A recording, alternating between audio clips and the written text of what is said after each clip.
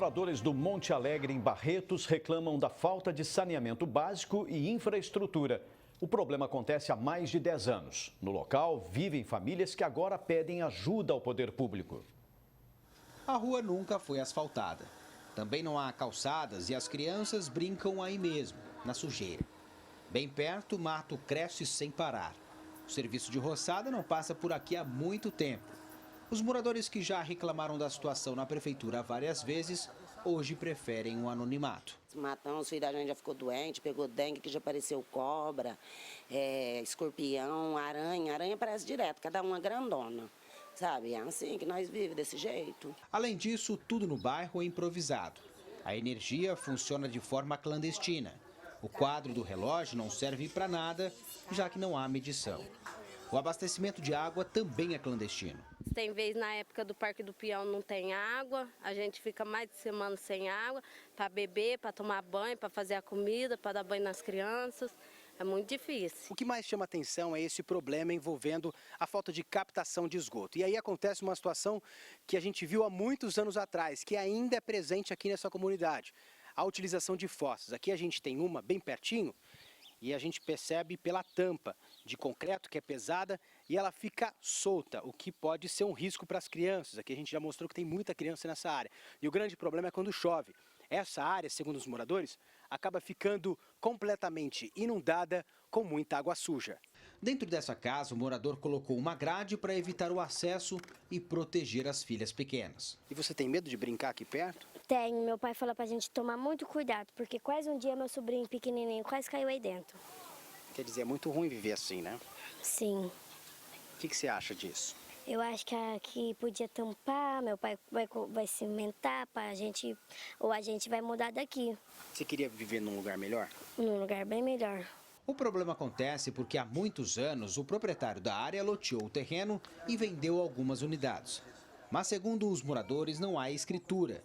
Diante disso, a prefeitura tem afirmado aos vizinhos que pouco pode fazer pela área.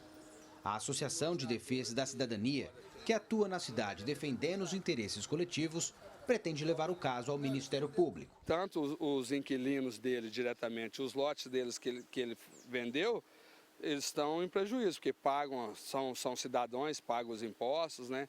E são carentes de saneamento básico, ou seja, é o mínimo, que reflete numa perda social, que é remédio, é saúde pública, são insetos que pode ver à altura do mato, insetos peçonhentos, e uma série de danos que eles estão sendo vítimas, né? O Serviço Autônomo de Água e Esgoto de Barretos diz que tem conhecimento do problema e que já existe um projeto para implantar sistema de abastecimento de água e captação de esgoto.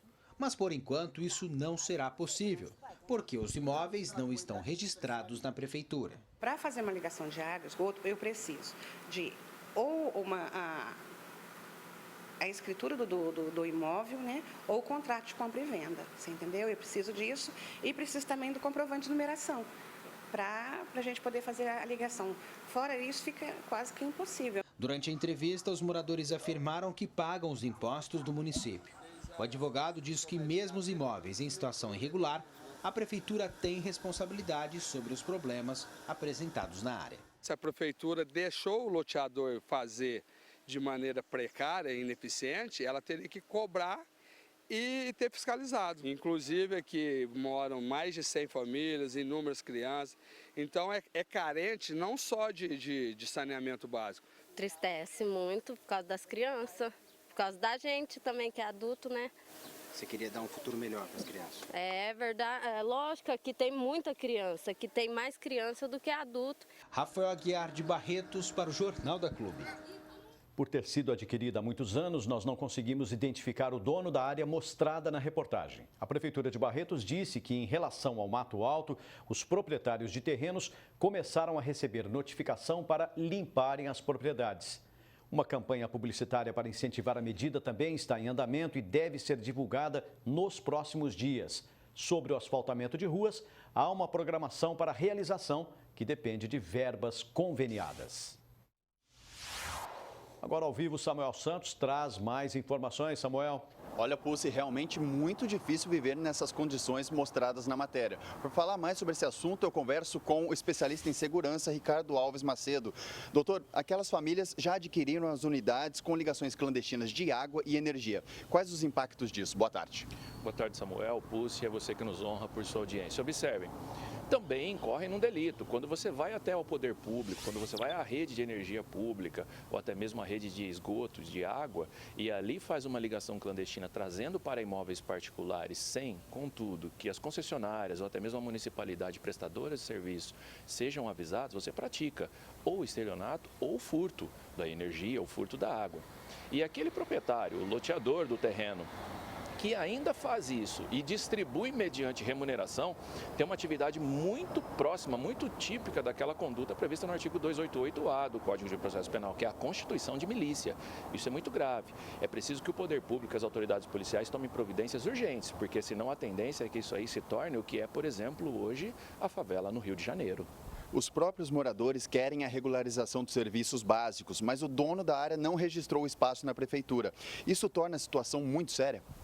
Infelizmente, quem não registra não é dono. Isso está previsto na Lei 6.515, ou 6.015, se não me falha a memória, que é a Lei de Registros Públicos. Ou seja, é necessário o registro, é necessário a regularização dessa área, é necessária a regularização de todos os terrenos e fazendo constar todas as suas edificações. Isso é segurança para o poder público, porque pode arrecadar o IPTU, pode cobrar pela prestação dos serviços e faz chegar até os estabelecimentos residenciais os melhoramentos, a água, o saneamento básico, a energia, e a segurança para quem comprou, pois ele tem o justo título e a capacidade de apresentar e demonstrar-se como proprietário.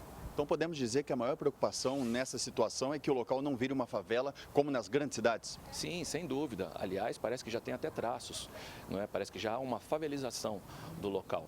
Então aquele morador que está também acreditando que está em grande vantagem sobre o poder público por conta disso, deve abrir seus olhos, especialmente em desfavor daquele a quem vendeu esse tipo de moradia, esse tipo de residência, se é que podemos assim intitulá-la.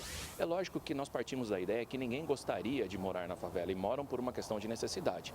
Mas como eu dizia há algum tempo, e isso já foi noticiado também aqui, Samuel, Pucci, é você que nos assiste, há pouco tempo sobre isso, tem alguém, um grupo ou uma categoria de pessoas que está levando vantagem, ainda que financeira, sobre tudo isso.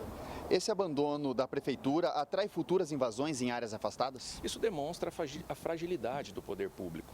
Todas as vezes que o poder público precisa tomar alguma providência e não toma, não faz a tempo, não é? Ao tempo correto, não faz tempestivamente, isso demonstra a falha, a incúria, quando não a ineficiência do poder público. Pelo que foi veiculado na matéria, nós temos a ciência que essa situação persiste já há quase 10 anos ou mais, ou seja, já deu tempo mais que suficiente para o poder público tomar, ainda que sejam as medidas judiciais via demanda obrigacional, para que obrigasse o proprietário a tomar todas as providências, regularizar e trazendo assim um pouco mais de dignidade àqueles que habitam este local sórdido.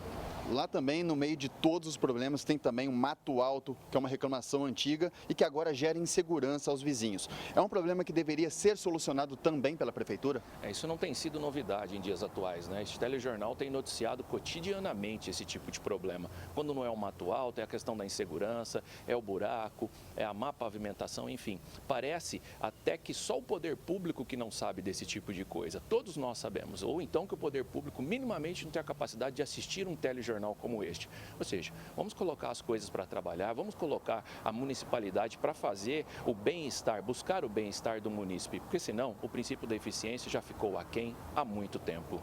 Qual que seria a melhor maneira para se evitar futuras invasões? É o poder público demonstrando efetivamente que quer trazer o bem-estar social a seu munícipe, regulamentando todas essas atividades, tomando as medidas judiciais cabíveis e principalmente levando em consideração o bem comum.